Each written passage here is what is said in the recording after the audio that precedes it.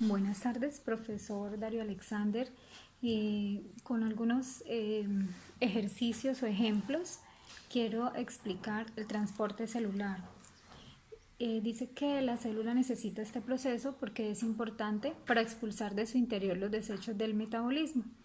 Y en este caso nos vamos a referir al transporte activo y el transporte pasivo, ¿verdad? El transporte activo es el movimiento de materiales a través de la membrana que se hace usando energía. Como ejemplo, entonces pongo este carrito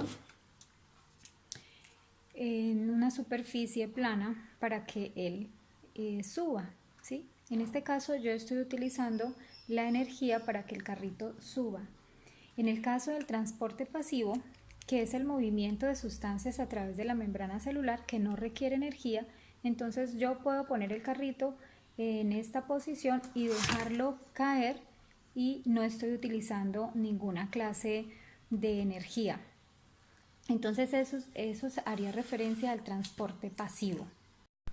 Dentro de los mecanismos de transporte pasivo tenemos la difusión simple, la difusión facilitada, la filtración y la ósmosis.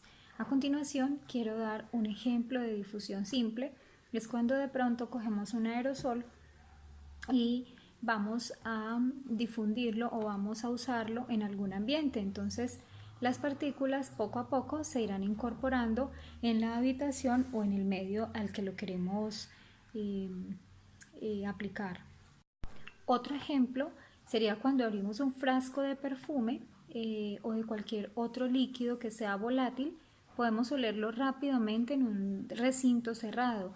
Decimos que las moléculas del líquido, después de evaporarse, se difunden por el aire, distribuyéndose en todo el espacio circundante.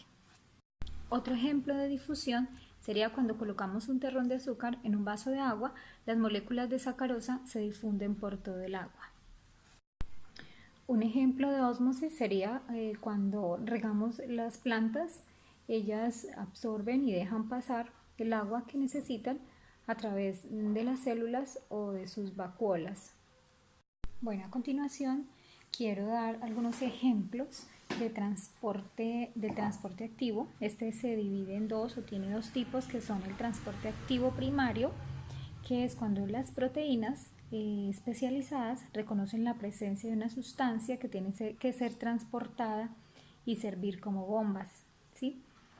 Para llevar los productos bioquímicos deseados a través de ella. Entonces, un ejemplo de esta eran las comunicaciones de antes, cuando de pronto uno iba a hacer una llamada y esa llamada uno lo pedía directamente, la podía hacer, ¿sí? Porque era en algún sitio, a algún sitio pues cercano, no era una llamada al exterior, sino era una llamada nacional. Entonces uno mismo podría marcar desde una cabina su número y podía comunicarse con la persona del exterior. En el caso del transporte activo secundario, donde las proteínas formadoras de poros forman canales en la membrana celular y obligan a los productos bioquímicos a pasar utilizando un gradiente electromagnético. Entonces, esta sustancia específica pasa a través de una membrana independiente de cualquier otra especie.